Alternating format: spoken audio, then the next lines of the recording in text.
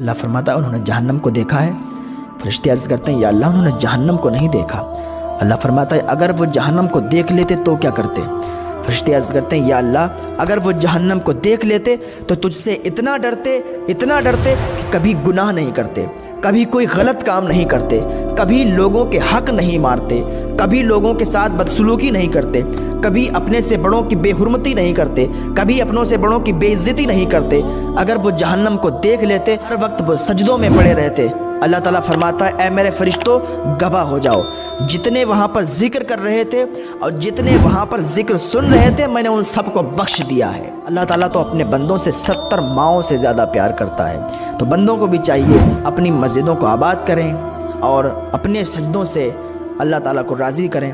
اللہ تعالیٰ ہم سب کو سجدوں کی تڑپ عطا فرمائے۔ اللہ تعالیٰ ہم سب کو نیک عمل کرنے کی توفیق عطا فرمائے۔ نیت باندھی، 2 رکعت نماز پڑھائی۔ 2 رکعت نماز پڑھانے کے بعد کیا کیا؟ اس نے سلام پھیرا، کیا دیکھا کہ لوگ اس کے قدموں پہ آ کے گر گئے، کوئی اس کا ہاتھ چوم رہا ہے، کوئی اس کا پیر چوم رہا ہے۔ لوگ کہہ رہے ہیں کہ اللہ کا ولی آ گیا ہے، گھر میں اللہ کا ولی آ گیا ہے، گھر کی ساری مصیبتیں ٹل جائیں گی، گھر کی ساری بلائیں دور ہو جائیں گی۔ لوگ اس کے قدموں پہ آ گئے، لوگ اس کے ہاتھ چومنے لگے۔ اس نے وہیں سے غوث اعظم کو آواز دی، یا غوث اعظم آپ کی ایک شرط مانی، آج ایک وقت کی نماز پڑھائی، سارے لوگ میرے قدموں پہ گر گئے ہیں۔ اگر ہم سارے وقت کی نماز پڑھنے لگے، اگر ہم 5 ٹائم کی نمازیں پڑھنے لگے تو پوری دنیا میرے قدموں پہ آ کے گر جائے گی۔ حضور غوث پاک کی شان یہ ہے، حضور غوث پاک رضی اللہ تعالیٰ عنہ تو چوروں کو بھی ابدال بنا دیتے ہیں۔ پھر وہ بابرچی فوراً ہی اورنگزیب رحمۃ اللہ علیہ کی بارگاہ میں حاضر ہوا جا کر اور قدموں پہ گر گیا، حضور مجھے معاف کر دیجئے، میں آپ کو غلط سمجھتا تھا، آپ نے جو 2 آنے دیے تھے ان 2 آنے میں اتنی برکت ہوئی کہ ہمارا محل بھی بن گیا، ہمارا گھر بھی بن گیا اور ہماری بیٹی کی شادی بھی ہو گئی۔ حضرت اورنگزیب رحمۃ اللہ علیہ نے فرمایا کہ وہ پیسے محنت کے تھے اور جو محنت کے پیسے ہوتے ہیں ان میں برکت ہوا کرتی ہے۔ وقت کے بادشاہ ہیں اورنگزیب رحمۃ اللہ علیہ، کہ اپنا گھر چلانے کے لیے کام کرتے ہیں، جو اس سے پیسہ آتا ہے اس سے اپنا گھر چلاتے ہیں۔ تو ایسے ہوتے ہیں اللہ والے۔ اللہ تعالیٰ کی بارگاہ میں دعا ہے کہ اللہ تعالیٰ ہمیں نیک عمل کرنے کی توفیق عطا فرمائے۔ حضرت خضر علیہ السلام بادشاہ سے فرمانے لگے تمہیں معلوم ہے یہ دنیا ہے اور یہ دنیا اپنے رنگ بدلتی ہے، جیسے 500 سال کے بعد وہاں پر تبدیلی ہوتی رہی، اسی طریقے سے یہ دنیا ہے اور یہ ایک دھوکہ ہے۔ یہاں پر جیسا کرو گے ویسا بھرو گے، یہاں پر ہر چیز اپنا رنگ بدلتی ہے۔ تو بادشاہ سے حضرت خضر علیہ السلام فرمانے لگے اگر تم دنیا میں نیک عمل کرو گے تو اللہ کے ہاں اس کا بدلہ لوگے۔ بادشاہ نے حضرت خضر علیہ السلام کی جب یہ نصیحت سنی، یہ باتیں سنی، تو بادشاہ نے بھی اللہ رب العزت کی بارگاہ میں توبہ کی اور اسی دن سے سچا پکا نمازی بن گیا اور اللہ کی راہ میں نکل گیا۔ آج بھی وقت ہے اللہ کی بارگاہ میں آئیں اور سچے پکے تائب ہو جائیں، اللہ کی بارگاہ میں سچی توبہ کر لیں، اللہ تعالیٰ ایک توبہ سے ایک آنسو سے معاف۔ ایک صاحب کا کہنا ہے کہ ہمارے گاؤں میں ایک پیر صاحب آئے ہوئے تھے، ہم لوگ بھی ان کے مرید ہیں، تو ہم لوگ ان سے ملاقات کی غرض سے گئے۔ ہم نے کہا کہ مصافحہ کریں گے، ہاتھ چومیں گے، فیض حاصل کریں گے، لیکن خادم نے مجھے ملاقات ہی نہیں کرنے دی، مصافحہ ہی نہیں کرنے دیا۔ تو میں ایسے خادموں سے بھی کہنا چاہتا ہوں کہ پیر سے مرید کی عقیدت اور محبت بہت زیادہ ہوتی ہے، تو اپنے پیر سے ملنے کے لیے انسان کہاں کہاں سے چلے آتے ہیں۔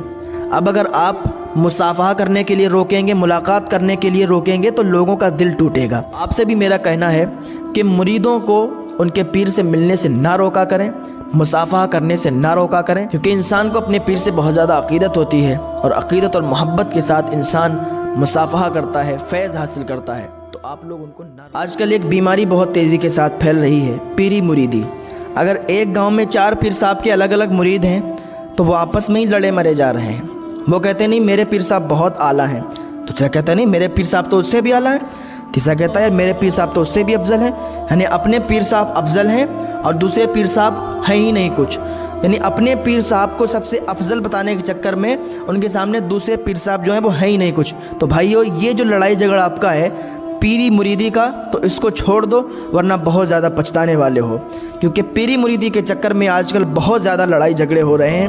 اللہ تعالیٰ توفیق دے پیری مریدی کے جھگڑوں سے ہم لوگ۔ بدنصیب ہے وہ شخص جو والدین کی خدمت کر کے ان کی دعائیں نہیں لیتا اور لوگوں سے کہتا پھرتا ہے میرے لیے دعا کرنا۔ بدنصیب ہے وہ شخص جو فجر میں سویا رہتا ہے اور لوگوں سے تنگی رزق کا شکوہ کرتا ہے۔ بدنصیب ہے وہ شخص جو نماز عشاء نہیں پڑھتا اور دعاؤں میں پرسکون نیند تلاش کرتا ہے۔ بدنصیب ہے وہ شخص جس نے ماہ رمضان پایا اور اپنے رب کو راضی نہ کر سکا۔ پہلے بہو گھر میں آتی تھی تو بہو ساس سے ڈرتی تھی، آج ساس بہو سے ڈر رہی ہے۔ لوگ کہتے ہیں زمانہ بدل گیا، ہم کہتے ہیں زمانہ نہیں بدلا، زمانہ وہی ہے جو کل تھا۔ لوگ بدل گئے، لوگ چینج ہو گئے۔ آج لوگوں میں خلوص و للہیت نہیں رہا، لوگوں میں ادب نہیں رہا۔ بیٹا باپ سے اونچی زبان میں بات کرتا ہے، بیٹی ماں سے اونچی زبان میں بات کرتی ہے۔ لوگ بدل گئے، لوگ، زمانہ نہیں بدلا۔ تو یہ چاہتا تھا کہ لوگوں کو معلوم چل جائے کہ میرے پاس اتنا پیسہ ہے، میں اتنا غریبوں کو دیتا ہوں۔ جو تیرا مقصد تھا وہ تیرا مقصد پورا ہو گیا، لوگوں کو معلوم چل گیا، لوگ جان گئے تیرے بارے میں کہ تو مالدار ہے، تو غریبوں میں خیرات کرتا ہے، تو غریبوں میں صدقہ کرتا ہے، غریبوں کو اپنے دروازے پر بلا کے کھانا تقسیم کرتا ہے۔ تیری تمنا تھی وہ پوری ہو گئی۔ تو چاہتا تھا کہ مشہور ہو جائے، تو چاہتا تھا کہ پوری دنیا تجھے جاننے لگے، تو چاہتا تھا پوری بستی مجھے جاننے لگے، پورا محلہ جاننے لگے، پورا علاقہ جاننے لگے۔ تو کیا ہوا؟ علاقے والے تجھے جاننے لگے، بستی والے تجھے جاننے لگے کہ تو بہت مالدار ہے، تو بہت زیادہ صدقہ کرتا ہے، بہت زیادہ غریبوں میں تقسیم کرتا ہے، لیکن اس کی نیکی تجھے نہیں ملی۔ آج یہی سبب ہے کہ تیرے نیکیوں والا پلہ کم ہے، تیرے گناہوں کا پلہ زیادہ ہے۔ اب یہ شخص اللہ کی بارگاہ میں مجرم بنا کھڑا ہے۔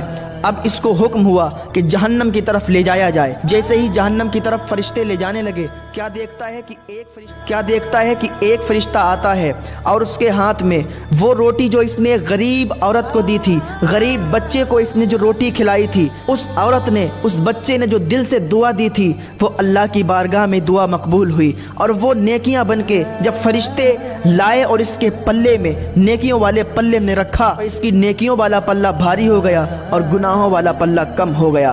اس ایک روٹی کے صدقے سے اس کی نیکیاں اتنی زیادہ بڑھ گئیں، تو اسے معلوم چلا کہ میں جو صدقات، جو خیرات، جو غریبوں پہ تقسیم کرتا ہوں، تو میں نے اپنی شہرت کے لیے کیا تھا، اس کی ہمیں کوئی نیکی نہیں ملی۔ پتہ چلا جو انسان غریبوں کی مدد کرتا ہے، غریبوں کا سہارا بنتا ہے، اپنے لیے نہیں بلکہ اللہ اور رسول کے لیے، اللہ کی بارگاہ میں اس کا وہ صدقہ، اس کا وہ روپیہ، اس کا وہ کھانا جو غریبوں کو کھلاتا ہے،